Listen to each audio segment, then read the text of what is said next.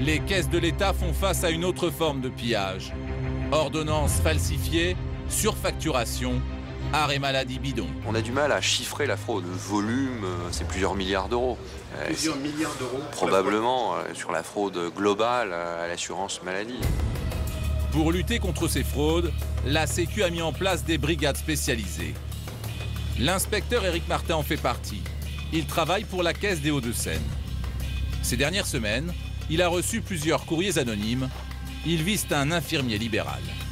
La Caisse a reçu 2 lettres d'assurés qui, au vu des décomptes, se sont rendus compte que l'infirmier facturait systématiquement des actes tous les jours, alors qu'en réalité, ce dernier passait qu'une fois ou 2 dans la semaine.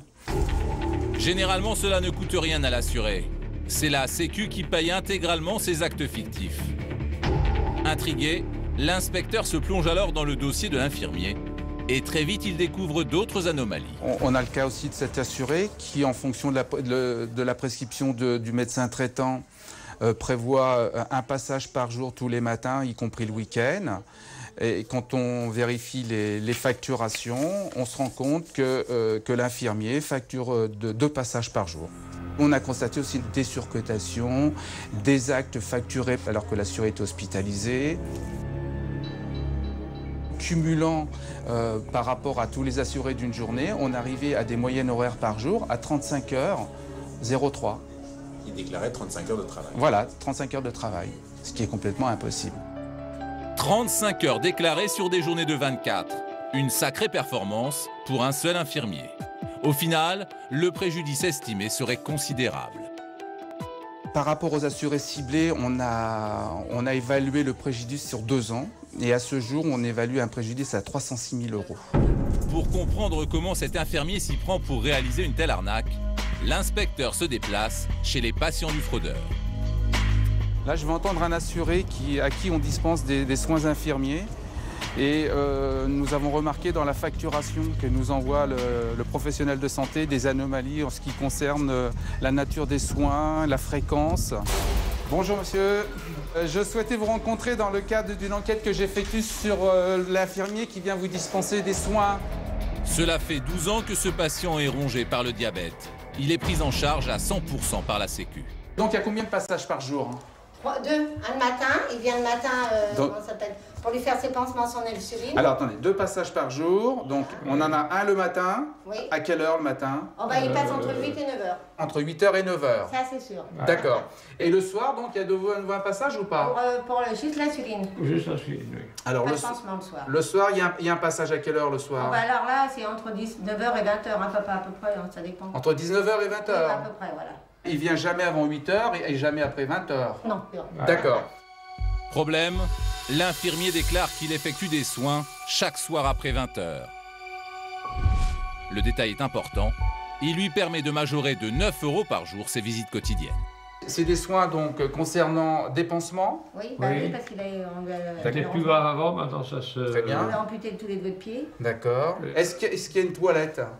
Non, bah il veut pas, mon mari. Moi, je veux pas. Par pudeur, je préférais Oui, un là, elle n'aime pas ça. Donc là, ça dure 10 minutes? Ouais, on va dire un quart d'heure, en gros, ouais. le temps qu'il monte, qu'il descend. 15 minutes, d'accord.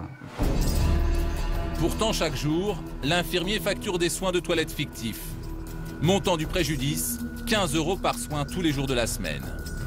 Mais il y a encore plus grave. Il passe tous les jours ou comment ça se passe parce qu'il travaille pas Juste le samedi, il vient pas. Le samedi, il vient jamais? Non, mais c'est un monsieur noir qui vient là. Ah bon? On a eu une femme aussi, il y en a eu plusieurs, Ouais. parce qu'il n'arrive pas à trouver des gens sérieux. Cet infirmier se ferait donc remplacer plusieurs fois par semaine. Pour Éric Martin de la Sécu, c'est un témoignage clé. Et elle aussi, c'est pareil, elle passait après 8 h le matin. Pareil, à peu près. Et avant mais 20 h le était soir. jamais, elle venait pas le soir. Entre autres, elle venait pas le Ah soir. bon? Le samedi soir, elle venait pas? Non. D'accord. Merci monsieur Henriot. Merci Très monsieur. bien, Au revoir. gentil. Bien. Premier étage, c'est ça? Merci. Au total, l'inspecteur a interrogé une vingtaine de patients. Tous confirment l'existence de ces remplaçants non déclarés. Sur pratiquement l'ensemble des assurés rencontrés, des anomalies répétées et graves ont été constatées. Une anomalie assez grave, c'est que le samedi, l'infirmier libéral ne passait jamais. Et quelquefois, il était remplacé par une dame. Nous avons recherché dans nos fichiers au niveau des infirmiers libéraux si elle était répertoriée et là, on ne la trouve pas. On peut penser que c'est quelqu'un qui n'avait pas les diplômes requis pour effectuer ce type de travail. Et ça peut être dangereux. Ça peut être dangereux. L'inspecteur de la Sécu s'apprête à entendre l'infirmier soupçonné de fraude. L'homme gagne en moyenne 3 fois plus que ses collègues. C'est justement ce qui intrigue l'inspecteur. Alors, je souhaitais vous rencontrer pour avoir un petit peu des explications sur le contrôle qu'on a effectué sur votre activité au cours donc, de ces 2 dernières années. Oui. On a remarqué des anomalies graves. L'inspecteur entre dans le vif du sujet. Il lui demande de s'expliquer sur ses factures de soins délivrées à un assuré alors qu'il était hospitalisé. Il a été hospitalisé du 26 janvier au 9 février. Donc le 7 février, c'est impossible que vous soyez passé. Des bijoux. C'est pas possible, c'est bijoux. Bijoux, ça c'est pas possible. L'assuré, c'est bien l'assuré en question. Hein.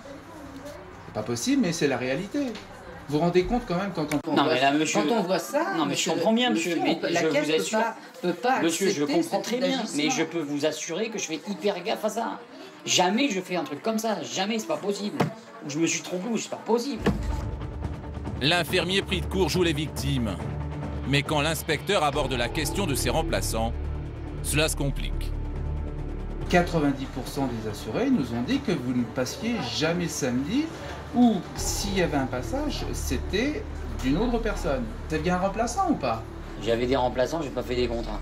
Si c'est là où vous voulez en venir, j'ai pas fait de contrat, je savais pas, j'ai pas fait. Des remplaçants non déclarés qui soignent des patients handicapés, mais il y a plus grave. Cette personne, on a recherché si elle avait les diplômes d'infirmier. Je l'ai su il y a pas longtemps. Hein. Je l'ai su il y a pas longtemps. Hein. Qu'elle n'avait pas les diplômes? Vous pouvez pas quand même travailler avec quelqu'un? Monsieur, c'est des gens qui m'ont... Attendez, monsieur, c'est des gens qui m'ont remplacé, je veux dire, un samedi ou 2 dans le mois. C'est pas des... Non mais c'est toute l'année. J'ai pas vérifié, je fais attention, je fais confiance aux gens et voilà, je l'ai dans le... On est quand même honnête, merde. Après 1 heure d'entretien, l'inspecteur lui présente la facture. On a chiffré le préjudice, Ah ouais. qui est très important. Combien? 300 000 euros. C'est pas possible, monsieur. Mais si. Je fais un chiffre d'affaires de 200 000 euros, comment que j'ai pu facturer? Attendez, un peu plus. Quelle année vous prenez? L'année 2008, il est combien votre chiffre d'affaires? Dites-moi. 300 et quelques. 327 000. Exact. Il parle de 100 000 quand même. Il y a quand même 127 000 de... Vous voulez pas répondre? Nous avons tenté de lui poser quelques questions, mais il s'esquive. Si la fraude est avérée, il devra tout rembourser. La caisse va déjà engager des procédures et sera amenée à récupérer le préjudice chiffré. Vous allez essayer de récupérer les 300 000 euros? Bien sûr. La caisse a subi un préjudice, il n'est pas question que la caisse laisse passer ce préjudice. Hein. Il faudra qu'il trouve une solution pour nous rembourser.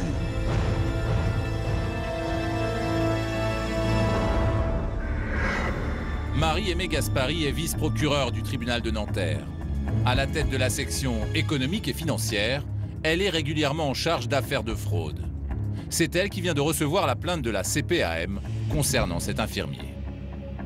De manière générale, ce type de fait, donc de fraude à la caisse primaire d'assurance maladie, ces faits revêtent la qualification d'escroquerie, voire faux et usage.